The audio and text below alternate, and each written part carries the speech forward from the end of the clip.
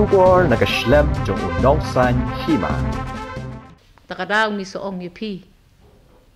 Piong baka kongres kadi ka sorkar ka balik bor. Kaba le don bor. Ti mentaray mo pikin yung public. Paidbah mo pikin pinray. Judon mo ko way ka situation rubo. Bo unong yalam hak itu gisnem. Padang sensyar ka sorkar shim ya ka responsibility. Ti baki paidbah kinray. Ki paidbah ki don kam bakin kenja klem ka sorkar kongres. Kenang ba kandup pay, kandup shy. Ki babon ki issues. Ki basuyat kum nebet under pressure, under pressure, under pressure. It is not a healthy government.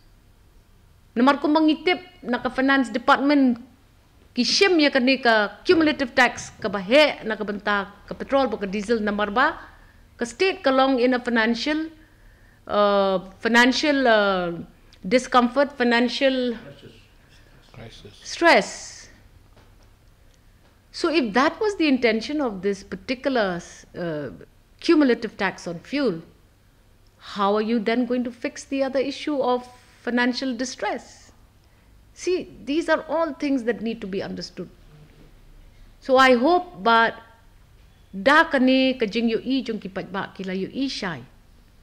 Mangidon kam ya ka sorkar bakan long cooperative ka sorkar ka balong sngotu ka sorkar ka batip ngimong batang mangi ki banang bansyarai ta mangiong hakapor ka jongi pindakan mau nakabenta ki benai liur ki benai telang ka sorkar ka laju khot lupa ya ka load shedding nadu menswa nadu benai Oktober August September Oktober ngila sedang bon conserve ya ka power. She kentai ke dong, ar kentai ke dong, ar kentai ke senong, she kentai ke senong. Ni spread out. Namar ngitip ped. Ba kata ke power deficit kalau sedang benlong ke common agenda hak state ke jungi. Ya kata ke jengkeli pihak keli ke sorkar ken. Ngiling ide tang ki bahasa opposition. Kum mapi ngirung isupek.